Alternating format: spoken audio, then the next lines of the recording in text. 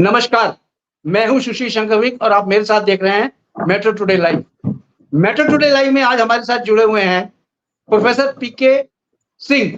Professor पीके सिंह राष्ट्रीय सुरक्षा party के प्रवक्ता हैं और राष्ट्रीय सुरक्षा पार्टी जो है ये एक नई उभरती हुई पार्टी है जो राष्ट्रीय इंटरनेशनल जाने वाली है। पूरे सब क्षेत्रों में जाएगी और सब जगह ये अपना परचम फैलाएगी। प्रोफेसर पीके सिंह जी, आपका बहुत बहुत स्वागत है मेट्रो टुडे लाइव में।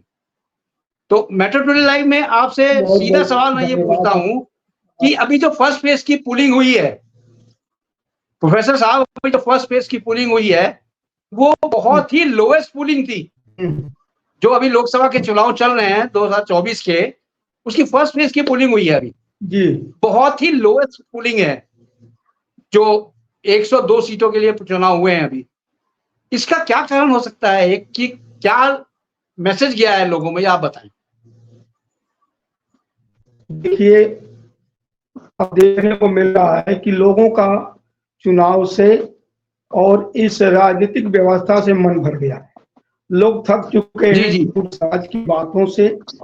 ये लोग थोड़ी अभिरुचि आवाज नहीं ले रहे हैं। थोड़ी आवाज तेज करें, थोड़ी आवाज तेज बोलें। लोकतांत्रिक प्रक्रिया में लोग अभिरुचि नहीं ले रहे हैं। इस कारण से जी जी, लोग मतदान स्थल पर जाने से भी कतराते हैं। ऐसी स्थिति पैदा हो गई इस देश के लिए। ये देश के स्वास्थ्य के लिए अच्छा नहीं है। प्रोफेसर साहब, इससे तो ये लगता है कि जी चुनाव हो ही ना है। वन नेशन और वन इलेक्शन अगर हो जाता है तो ये लास्ट चुनाव कहा जाएगा। जब इलेक्शन में लोगों को मन भर रहा है देखिए, तो इलेक्शन कराने की क्या जरूरत है? आप एक पार्टी को किसी को बना लीजिए, वो पार्टी को बना के उसको बना दीजिए प्रधानमंत्री, वो बैठा रहेंगे अपना, उसमें क्या है? नहीं नहीं, बोलिए ऐसा प्रोफेसर काम नहीं साहब। चलेगा। लोगों में जागरूकता पैदा करनी होगी। इस देश को जी मजबूत करना होगा। ये गांधी की सोच नहीं थी, ये भगत सिंह की सोच नहीं थी। बड़े ही परेशानी से हमें आजादी मिली है। इन लोकतंत्र की प्रक्रिया यहाँ पर संपादित हुई है। कुछ लोग इसको बिगाड़ना चाहते हैं, इसलिए लोगों का मन भर गया है। लोगों में आवाज उठानी होगी। लोगों को सद्भावनाओं से, इस सद्वृत्ति से परिचय कराना होगा, तभी ये संभव है। हमारा लोकतंत्र बचेगा। प्रोफेसर साहब, अभी आप देखें एक जी छोटी सी पार्टी उभरी हुई थी जो अन्ना हजारे की टाइम से उभरी हुई थी, आप पार्टी। आप पार्टी ने बहुत अच्छा जी काम किया दिल्ली में। दिल्ली में बहुत अच्छा काम किया, फिर पंजाब में जाकर उन्होंने पूरा राज संभाला। इस तरह वो इंटरनेशनल जा रहे थे, मतलब पूरे देशों में जा रहे थे, हर जगह जा रहे थे और हर जगह उसकी पहचान हो चुकी है, अंतरराष्ट्रीय पार्टी बन चुकी है। उस पार्टी को भी अब देखिए नामो निशान खत्म हो चुका है।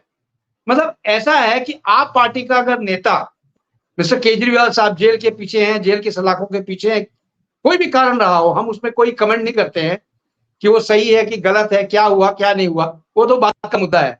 आज हमारा मुद्दा है इलेक्शन का। तो इससे क्या हम निकालें सर? राष्ट्रीय जो नई पार्टियां आती हैं, उसके जो प्रमुख हैं जो तेज काम कर रहे हैं, उसको उठा के जेल में डाल देते हैं। तो आप कैसे इसको सुधारेंगे सर? देखिए, अन्ना हजारे के टाइम में जो जी लोकतांत्रिक प्रक्रिया के तहत आप पार्टी ने इस लोकतंत्र में अपना स्थान लिया। लोगों ने आशीर्वाद जी दिया। जी लोगों के आशीर्वाद से वो पार्टी मजबूत हुई और दिल्ली में उसने जो काम किया, अभी तक दिल्ली में किसी ने काम नहीं किया। शिक्षा और स्वास्थ्य के मामले में वो, ये एनसीआर की नहीं, पूरे देश की वो बड़ी पार्टी थी। और लोग आज भी चाहते हैं कि दिल्ली में हमारे बेटे का एडमिशन हो जाए, हमारी बेटी का एडमिशन हो जाए। उसके लिए घूस भी देते हैं, बड़े काम करते हैं। तो उसमें जी आप पार्टी ने बहुत बड़ा काम किया। और केजरीवाल जी को आज कुछ भी समझा जा रहा हो, लेकिन लोकतंत्र में उन्होंने अच्छा मंत्र फूका है। स्वास्थ्य के बारे में जी, आज आधा यूपी के लोग जो जा करके वहां पर स्वास्थ्य चिकित्सा कराते हैं, वहां दवा लेते हैं। मैं रोज देखता हूं, वो एक अच्छी प्रक्रिया थी। लेकिन कुछ लोगों को नागवार गुजरा, उस पर आरोप लगा करके अपने को मजबूत होने के लिए एक छोटी पार्टी की हत्या करना चाहते तो प्रोफेसर साहब, इस तरह से एक नई हैं। जी पार्टी उभरती है और वो धीरे धीरे एकदम से खत्म कर दी जाती है, तो क्या किया जाए? इस देश के संविधान को बचाने के लिए क्या हो? क्योंकि देखिए प्रक्रिया तो होंगी, अगर पार्टी है विपक्ष होना जरूरी है, अगर विपक्ष नहीं होगा तो खेल का मजा ही नहीं आएगा। देखिए इस तरह से आपकी बात विपक्ष को तो खत्म किया जा रहा है। आपकी बात बिल्कुल सत्य है। सारी पार्टियों को खत्म करके कुछ लोग एक ही ऐसी पार्टी है जो डिक्टेटरशिप चलाना चाहती है, अपना संसार बसाना चाहती है, अपने विचार को बताना चाहती है, दूसरों को विचार को आत्मसात नहीं किया जा रहा है। ये लोकतांत्रिक प्रक्रिया नहीं। अब बड़े दुर्भाग्यपूर्ण बात है कि संसद में जी, जी। आज एक भी पार्टी बोलती है, दूसरे लोग उसका विरोध भी नहीं कर रहे हैं। इस देश के लिए, लोकतंत्र के स्वास्थ्य के लिए ये महफूज नहीं है, अच्छी प्रक्रिया नहीं है। निश्चित रूप से इसमें बदलना होगा, इसके विचारों को लोगों में डालना होगा, लोगों को जागरूक करना होगा, नहीं तो लोकतंत्र नहीं बचेगा। प्रोफेसर साहब, जागरूक करने के लिए क्या किया जाए? मैं आपसे पूछना चाहता हूं, जागरूक करने के लिए नई नई पार्टियां तो आगे आए। एक राष्ट्रीय सुरक्षा पार्टी है, और कौन सी पार्टी आगे आ रही है जागरूक करने के लिए? आपके कितने कैंडिडेट खड़े हो रहे हैं? जो नई नई पार्टियां हैं उनमें भी एकता का सूत्रपात होगा। ये लोग जा करके गांव-गांव, घर-घर लोगों को बताएंगे कि हमारा लोकतंत्र खतरे में है।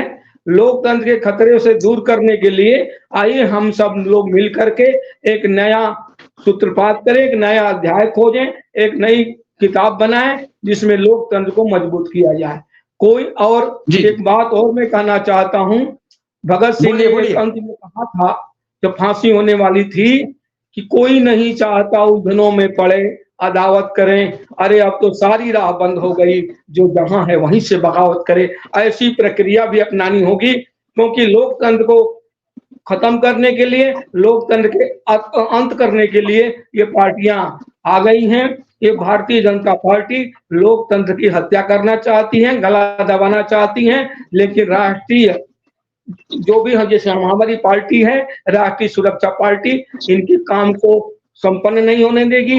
अन्य पार्टियों से हम लोग इकट्ठा होकर के एक यूनियन बनाएंगे, एक एकता का सूत्रपात करेंगे, लोकतंत्र को मरने नहीं देंगे। प्रोफेसर साहब, राष्ट्रीय सुरक्षा पार्टी जो है, इसके कुछ 5-6 ऐसे कदम बताइए जो कि देश को गंवारा हो। 5-6 पॉइंट्स बताइए ऐसे। आपका मोटो क्या है राष्ट्रीय सुरक्षा पार्टी को लाने का? मोटो बताएं आप। देखिए, राष्ट्रीय सुरक्षा पार्टी का नाम ही सुरक्षा की बात है। गांव की सुरक्षा से लेकर, गरीब की सुरक्षा से लेकर, समाज की सुरक्षा, देश की सुरक्षा, अपने बॉर्डर की सुरक्षा, सीमावर्ती प्रदेशों की सुरक्षा और ये लोकतंत्र की सुरक्षा, सारे सुरक्षा के काम हमारी राष्ट्रीय सुरक्षा पार्टी में है। अभी पार्टी का ज्यादा दिन नहीं हुआ, कम समय में हम लोगों ने काफी मंत्र पढ़े हैं और कुछ समय होने के बाद हम लोग पूरे इस देश पे काबिज हो जाएंगे और लोगों को समझा देंगे कि पहले सुरक्षा होगा, तभी हमारे देश का नागरिक अच्छे तरह से जीवन बिताएगा, हमारे देश के बच्चे अच्छी तरह से अपनी शिक्षा व्यवस्था में रहेंगे, हमारे देश के खिलाड़ी की सुरक्षा व्यवस्था रहेगी, हमारे देश के जो लोग जी रहे हैं, हमारे बॉर्डर की, हमारे सीमा की रक्षा होगी। लेकिन आज इसलिए जरूरत पड़ी कि जो पार्टियां सत्ता में आती हैं, हमारे किसी भी प्रकार की सुरक्षा की बात नहीं करती, न सुरक्षा की आवाज लगाती है, इसलिए राष्ट्रीय सुरक्षा पार्टी की स्थापना की गई। राष्ट्रीय सुरक्षा पार्टी के कितने कैंडिडेट खड़े हुए हैं लोकसभा के लिए? अब देखिए, हमारा कैंडिडेट गाजियाबाद में भी खड़ी थी लड़की जी, लेकिन लोगों ने उसका करा करके उसका पर्चा को खारिज करा दिया, जबकि कई पर्चे पूरे भरे भी नहीं गए। जब तक हेमा मालिनी जी के भी पर्चे पूरे भरे नहीं गए थे, कमियां थी, बहुत लोग कमी थे, उसको सही कर दिया गया। लेकिन हमारे कैंडिडेट का पर्चा सही न करके उसको खारिज कर दिया गया। कि हमारी छोटी पार्टी के तहत ये लोगों ने काम किया है, ये लोकतंत्र की हत्या करना चाहते हैं। दिल्ली में हमारे प्रत्याशी 2-4 लोग फार्म भरेंगे और हम अपनी अलख जगाएंगे, जनता से अपनी बात कहेंगे कि आइए हम लोग जागृत करें। अमन बेच देंगे, चमन बेच देंगे, मुर्दों के ये को कफन बेच देंगे, कलम के सिपाही अगर ये को ये वतन के मसीहा वतन बेच देंगे। ये राष्ट्रीय सुरक्षा पार्टी इनको देश, समाज, संस्कृति बेचने नहीं देगी, उसकी रक्षा। जी, जैसे आपने बताया कि आपकी वो जो एक लेडी थी जिसका टिकट कैंसिल कर दिया है, वो ये भी सुनने में आया तो दलित समाज की थी ना वो? हाँ, वो दलित समाज की बेटी है और तो दलित समाज को तो आगे लेके आ रहे थे ना, तो उसको क्यों कैंसिल किया इन्होंने? उसका कोई ना कोई तो कारण होगा कैंसिल करने के लिए। अब कारण का वो दोष लगा रहे हैं कि इसमें फार्म में कमियां थी, कमी कोई नहीं थी, और उसको ऑनलाइन भी फार्म 3 भरा गया था, उसका हम लोग रिपोर्ट किए हैं और मुकदमा करेंगे, किए हैं, उसको हम लोग लड़ेंगे। आपने इसका उस लेडी का बहुत प्रचार भी किया था, बहुत जोरों शोरों से प्रचार भी था, आप देखते थे। उस लड़की का लड़की ही है तो उसका प्रचार भी हुआ था, जगह जगह बोर्ड लगे हैं और लोगों में जी बार बार अभिरुचि, उसके प्रति अभिरुचि है। लोगों का फोन आता है कि क्या हुआ, लेकिन क्या कहें, हमें तो कहारों ने ही घायल कर दिया। दुश्मनों में ये हो रहा है, ये इसका मतलब ये है कि जो सत्तारूढ़ पार्टी है या गुड गवर्नेंस पार्टी है, वो छोटी छोटी पार्टियों को तो इस तरह से आगे आने नहीं देगी। तो उसके लिए क्या करेंगे आप? जी सर, ये सही कर रहे हैं। छोटी पार्टियों को ये आगे आने नहीं देना चाहते हैं और ये सरकारी वर्ग के द्वारा जो पार्टी सत्ता में होती है वो मजाक उड़ाती है, वो समाज का काम भी नहीं करते, लोगों का काम भी नहीं करते, और छोटी पार्टियों का जो देश बनाने चले हैं उनका मजाक उड़ाते हैं। लेकिन हम लोग भी हैं, हम लोग हटेंगे नहीं अपनी पार्टी को, अब लोगों के साथ मजबूत रहेंगे।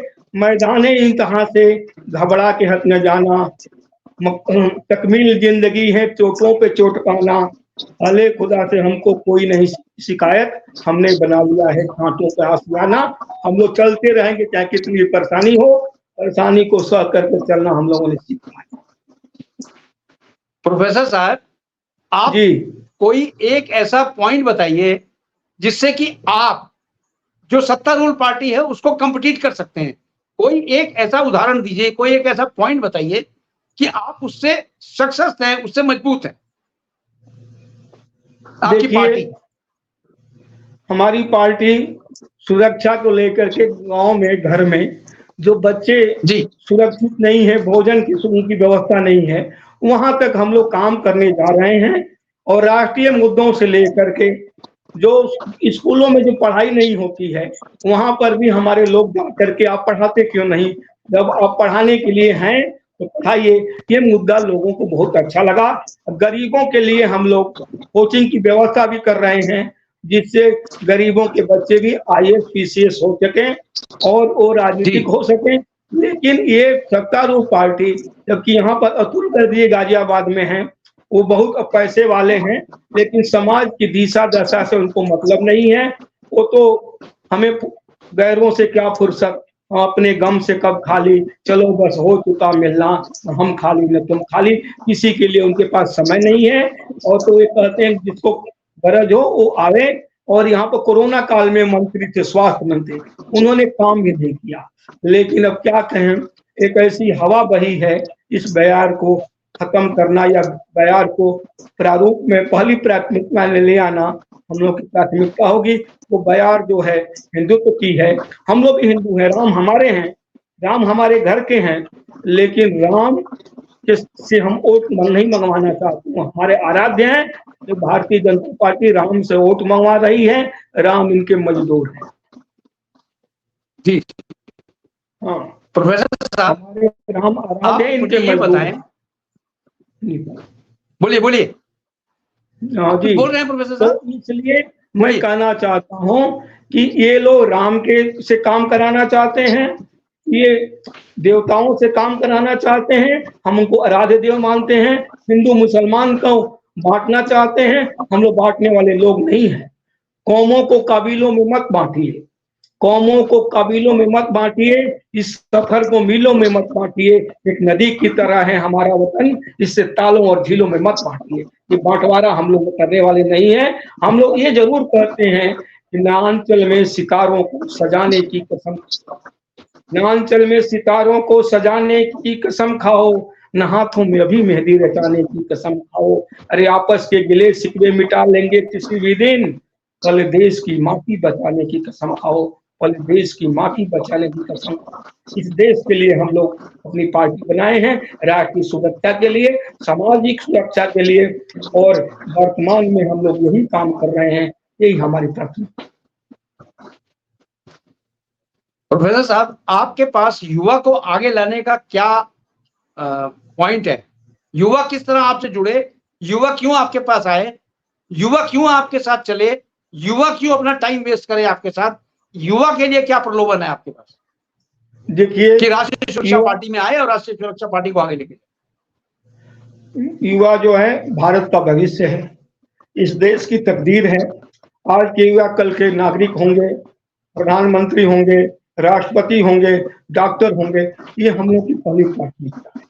हम लोग लोकनायक जयप्रकाश जी के भी चेले रहे हैं, तो चाहते हैं कि युवा वर्ग आए, उनकी फीस की, पढ़ाई की, युवाओं की नौकरी की, व्यवसाय की बड़ी कमी है। ये सरकार हल्ला कर रही है, चिल्ला रही है, लेकिन युवा एक पढ़ा लिखा वर्ग 10,000 8,000 की नौकरी करने को तैयार मिलता है, उसको काम नहीं मिलता। ये भारत है।